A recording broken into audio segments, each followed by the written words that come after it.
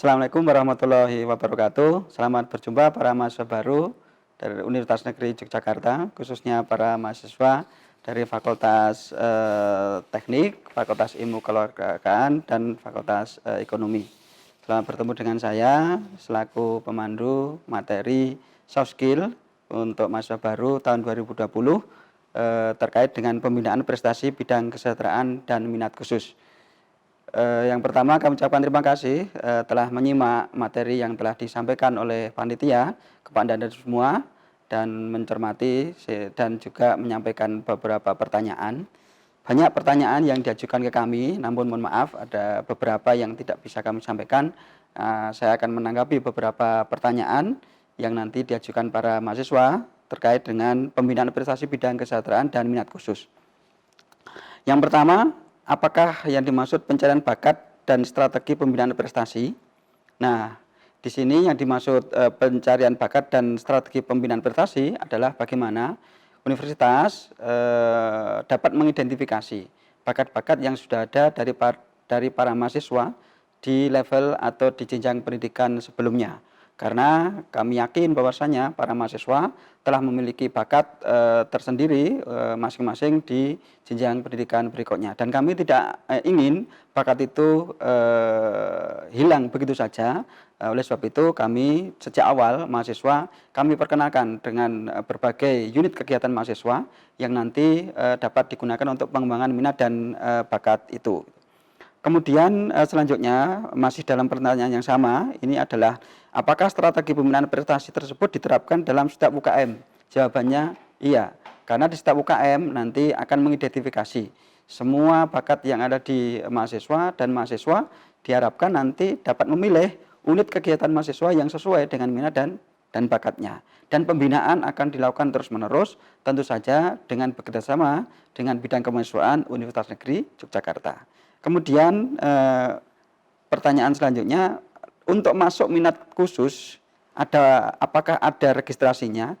Apakah itu berbayar atau tidak? Jawab saya, registrasi pendaftaran iya, karena nanti dalam rangka untuk pendataan seberapa minat mahasiswa kepada unit kegiatan mahasiswa tertentu dan seberapa aktifkah mahasiswa dalam unit kegiatan tersebut.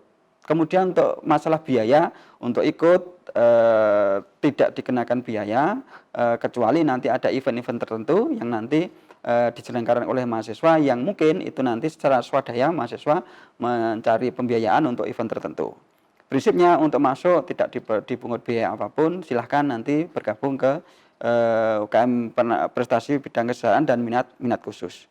Kemudian selanjutnya, pertanyaan yang berikutnya, pada bagian strategi pembinaan akademik, apakah yang dimaksud dengan poin menyesuaikan iklim akademik?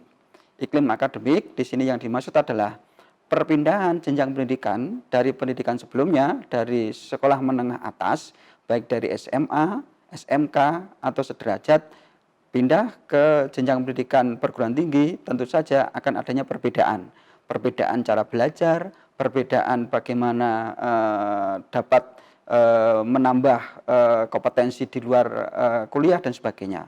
Contoh yang mudah di bidang akademik, bahwasanya di SLTA itu kegiatan belajar mengajar dilakukan secara bersama-sama. Artinya apa? Materi yang diberikan itu akan terjadwal secara bersama-sama satu kelas, tetapi di perguruan tinggi menganut sistem SKS, itulah yang harus dipahami. Artinya apa? Mahasiswa satu dengan yang lain memiliki keleluasan untuk mengambil mata kuliah. Ini berimbas pula kepada kegiatan non kurikuler, artinya di kegiatan kemahasiswaan mahasiswa memiliki keleluasaan untuk memilih aktivitas yang diminati di setiap kegiatan non kurikuler atau kegiatan di luar kelas. Iklim itu harus disampaikan kepada mahasiswa baru agar mereka dapat mempersiapkan diri. Bagaimana dia sebagai mahasiswa, artinya dia sudah menjadi siswa yang besar sehingga bisa membawa dan memilih kira-kira passionnya itu kemana untuk pengembangan minat dan bakat mahasiswa tersebut. Kemudian pertanyaan berikutnya, berdasarkan video materi terhadap materi UKM yang diminati, saya berminat ke UKM kewirausahaan. Karena saya ingin mengetahui lebih dalam tentang kewirausahaan sehingga dapat pengalaman di dunia kerja nanti. Saya ingin bertanya, apakah semua UKM kegiatannya hanya di kampus terpadu Malang saja? Jawabannya tidak, karena kita memiliki beberapa kampus dan di setiap kampus itu ada subunit UKM yang nanti dibuka sesuai dengan keberminatan dari para mahasiswa. Artinya kita punya di kampus Wates, kita punya di kampus Bantul dan sebagainya. Mereka juga berhak untuk mendapatkan fasilitas partisipasi di setiap UKM. Artinya kampus di berbagai tempat itu tidak menjadi kendala untuk dapat ikut di UKM ini. Kemudian selanjutnya, bagaimana tips memilih UKM yang tepat agar dapat selaras dengan nilai IPK? Harapannya nanti aktif di UKM, IPK-nya juga bagus. Mungkin ini anak inginnya IP-nya bagus, di UKM juga aktif. Itu yang kita harapkan. Artinya apa? Mahasiswa memiliki kompetensi yang ideal. Artinya apa? Akademik oke, kegiatan non akademik juga oke. Namun yang perlu dipertimbangkan adalah untuk memilih UKM atau unit kegiatan mahasiswa, silahkan Anda kembali untuk dapat mengidentifikasi minat dan bakat masing-masing. Artinya apa? Setiap mahasiswa memiliki keberminatan yang berbeda-beda. Kemudian masalah IPK, nah di dalam soft skill nanti pun Anda akan juga diberi bagaimana strategi belajar di perguruan tinggi membagi waktu. Karena apa? Membagi waktu untuk kuliah, mengerjakan tugas, kemudian selanjutnya berkegiatan di kegiatan mahasiswa, itu nanti membutuhkan porsi waktu yang memadai. Bahkan mohon maaf, mungkin kalau aktif di UKM itu porsi waktunya lebih banyak. Karena apa? Bisa di luar jam kuliah sampai sore, kadang juga sampai malam dan sebagainya. Artinya apa? Mahasiswa harus pandai-pandai menetapkan prioritas. Kapan harus kuliah, kapan mengikuti kegiatan mahasiswaan, sehingga balance antara akademik dan non-akademik. Kemudian selanjutnya, bagaimana mengatasi rasa kurang percaya diri dalam mengasah minat khusus. Seperti hanya berwirausaha. Kadang saya malu memulai kewirausahaan dengan kemampuan saya saat ini. Nah, jangan merasa minder dulu, karena apa? Dan jangan khawatir dulu, karena di Universitas Negeri Yogyakarta pembinaan itu berjenjang. Artinya mahasiswa baru dikenalkan dengan prinsip-prinsip, kemudian teori dan sebagainya. Kemudian semester 2 nanti dikenalkan dengan proyek yang kecil, semester berikutnya dan sebagainya. Artinya Anda bisa dibimbing mulai dari nol. Kemudian yang sudah punya bakat nanti bisa dikembangkan lebih lanjut dan sebagainya. Artinya dalam pembinaan katakanlah kewirausahaan tidak menutup kemungkinan Anda yang mungkin dimulai dari nol atau mungkin yang sudah punya pengalaman. Tidak masalah bagi kami karena pada prinsipnya mahasiswa itu memiliki passion yang masing-masing. Kemudian selanjutnya pertanyaan berikutnya adalah apa perbedaan UKM kewirausahaan dengan UKM koperasi mahasiswa dalam melakukan kegiatan? Pada semester berapa mahasiswa dapat mengikuti diklat entrepreneurship? Perlu kami sampaikan, kewirausahaan itu skopnya lebih umum atau lebih luas dibandingkan dengan koperasi mahasiswa. Koperasi mahasiswa itu adalah salah satu bentuk kegiatan kewirausahaan berupa jenis usaha yang dikelola oleh mahasiswa atau perusahaan mahasiswa gitu. Sedangkan untuk entrepreneurship, kewirausahaan itu sangat luas. Artinya jenis usahanya juga sangat kompleks, kemudian selanjutnya pemodalannya juga kompleks, kemudian selanjutnya yang terlibat juga lebih banyak dan sebagainya. Artinya apa? Artinya kewirausahaan memiliki cakupan yang lebih umum dibanding dengan koperasi mahasiswa gitu.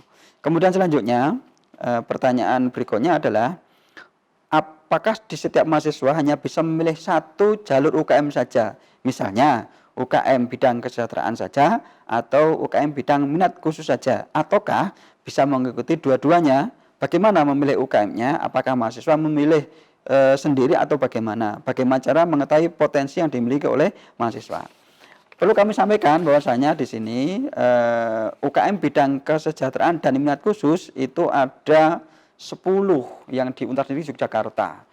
Kesejahteraan itu diantaranya Koperasi Mahasiswa, kemudian Unit Kegiatan Kerohanian Islam, Ikatan Keluarga Mahasiswa Katolik, Persekutuan Mahasiswa Kristen, kemudian Keluarga Mahasiswa Hindu Dharma, dan juga Kewirausahaan. Kemudian yang bidang khusus ini ada Pramuka, kemudian Resimen Mahasiswa, kemudian KSR, dan juga UKM Kewirausahaan. Jadi ada 10 yang bisa jenengan pilih, dan jika Anda memiliki potensi dan waktu, Anda bisa memilih lebih dari satu.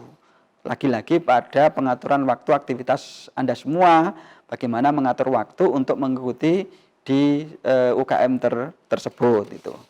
Kemudian selanjutnya pertanyaan yang terakhir ini adalah apakah di UNJ terdapat program beasiswa? Apa sajakah beasiswa yang dapat diakses oleh para mahasiswa?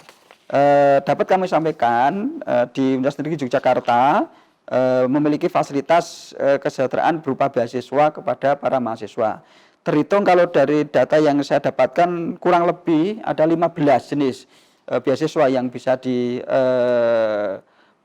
oleh mahasiswa, diantaranya bidik misi, kemudian peningkatan prestasi akademik atau PPA, kemudian beasiswa bantuan pendidikan PPA, kemudian beasiswa adik, kemudian beasiswa adik Papua, unggulan Kemendikbud, beasiswa Dinas Dikpora, beasiswa bantuan Dinas Dikpora, beasiswa Bank Indonesia, beasiswa Super Semar, beasiswa unggulan Super Semar, beasiswa Toyota Astra, beasiswa Salim, beasiswa Yayasan Orbit, dan juga beasiswa penerima medali Pomnas.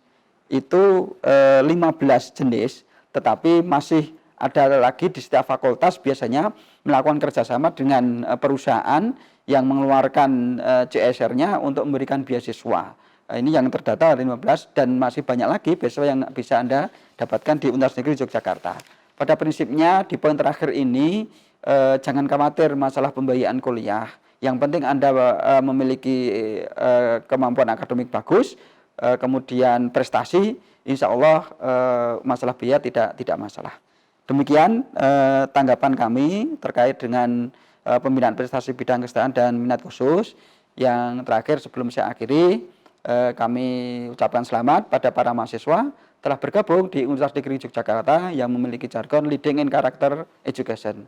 Kita mencetak generasi yang memiliki karakter yang bagus dan unggul. Kita ketahui bersama bahwasanya keberhasilan seseorang lebih banyak ditentukan oleh soft skill-nya daripada kemampuan yang lain. Bahkan di penelitian itu menunjukkan 80% kesuksesan seseorang itu ditentukan oleh soft skill-nya. Anda tepat masuk di Universitas Negeri Yogyakarta. Kami ucapkan selamat Anda bergabung di lembaga pendidikan yang benar-benar memperhatikan masa depan Anda. Untuk itu manfaatkan kesempatan emas ini. Anda sudah bergabung di lembaga yang benar. Tinggal Anda selalu menjaga komitmen diri untuk belajar yang bagus sehingga masa depan Anda akan cemerlang di waktu yang akan datang. Terima kasih, kurang lebihnya mohon maaf. Sukses untuk Anda semua. Assalamualaikum warahmatullahi wabarakatuh. UNJ Jaya.